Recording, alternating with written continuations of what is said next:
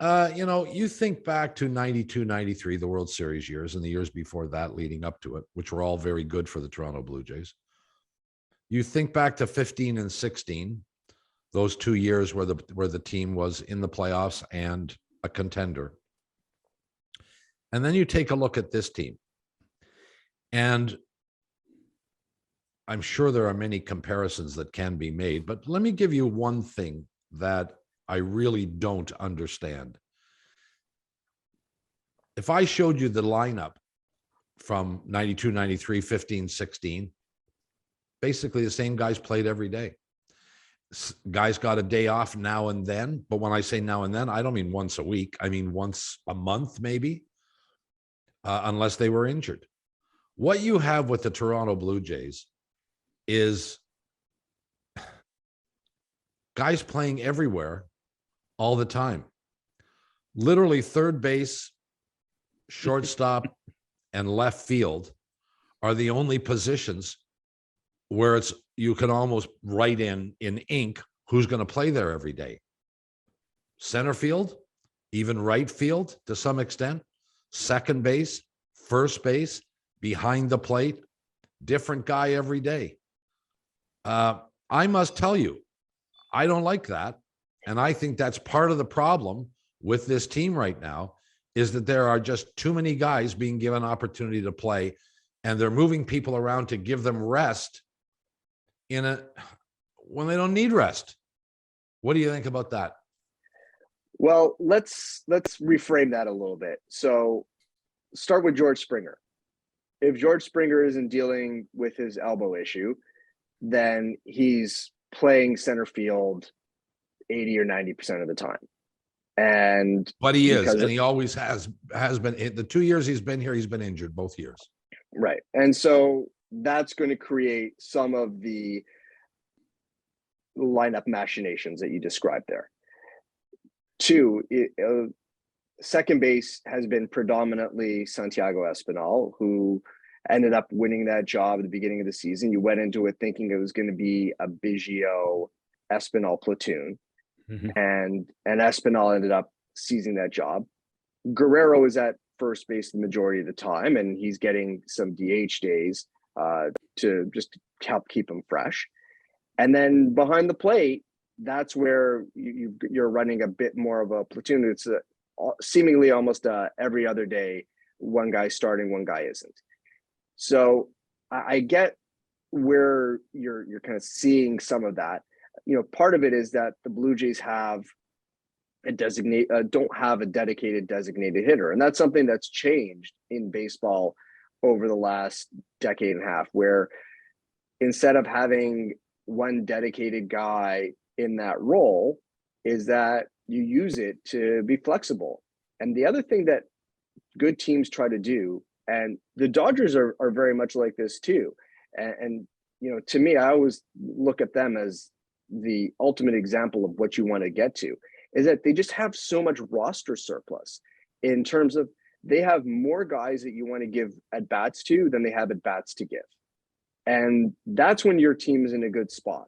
And all right, so but wait a sec. Okay. Wait a sec. Is Biggio a guy you want to give at bats to? Other than the fact that he's a left-handed hitter, is he a guy you want to give at bats to because he's playing 4 out of 6 days, either at first, second, even right field? He's more matchup based. If you look at, there'll be stretches where he'll go 3-4 days without playing, and then he'll go a few days where he's playing a bit more regularly than that.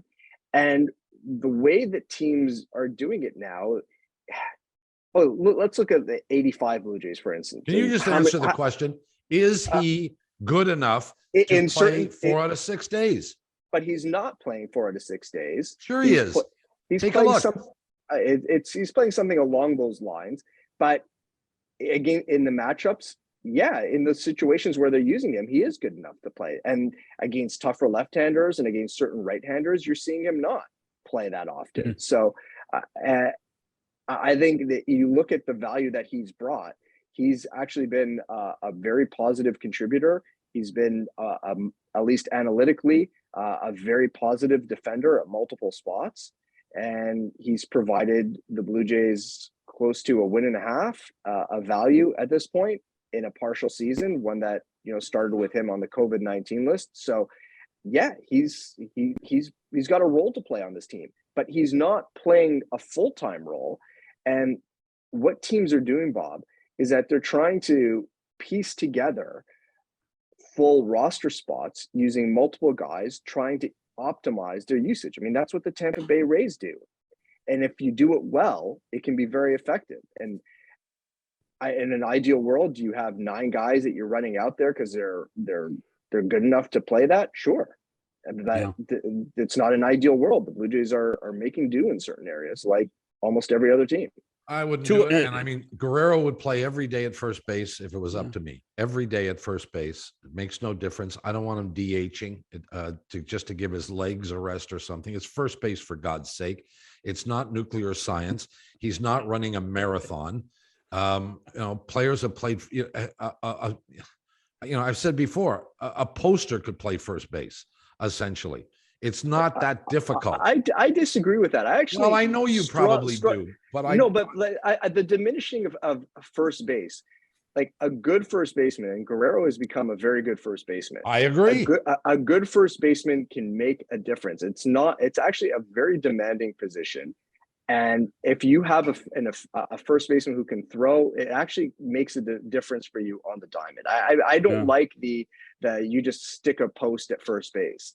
It's not that there is more to that position than. But how many games did Delgado play at first? Was he in the 140, 145 range? Yeah, he was right about there. Yeah. But I mean, Guerrero's going to end up in something along those lines. He's going to end up probably about 130 games at first base.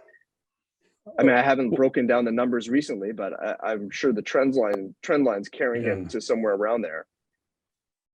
I think, look, if the Blue Jays said, I don't know, for the sake of an argument, let's say they'd signed Freddie Freeman, and like you're going to have to have somebody dedicated at DH to make it work. Yeah. Okay, then some of the juggling gets eliminated. But in the absence of that type of move, why not use the DH spot to get certain guys off their feet every few days? If it's not hurting you defensively, like you're not having a massive subtraction at certain spots when you're subbing in other players for them defensively. But the one thing, and what both of you guys were talking about, doesn't this speak of the inconsistency of some of the guys that we did expect more out of, like Hernandez? Teoscar's role, I mean, whether it's at the plate or I'm not questioning his fielding, but his, at the plate, he has been a little inconsistent of late. That's a challenge. He's chasing. He's definitely had a rut. I mean, he had an extended stretch when he was quite good too. After he came back from the injured list in May. Right, but there's no coincidence this team. There's no coincidence, but there's no coincidence that this team is floundering a little bit, and Teoscar Hernandez is not very good at the plate. There's a bit of a correlation. Well, I mean, there's a correlation too with Bo Bichette not having the same season. And agreed. Look, I mean, if Vladdy, Bo, and Teo were having the same seasons or similar seasons to what they delivered last season, right, we're having a vastly different conversation about this club, right? Yeah.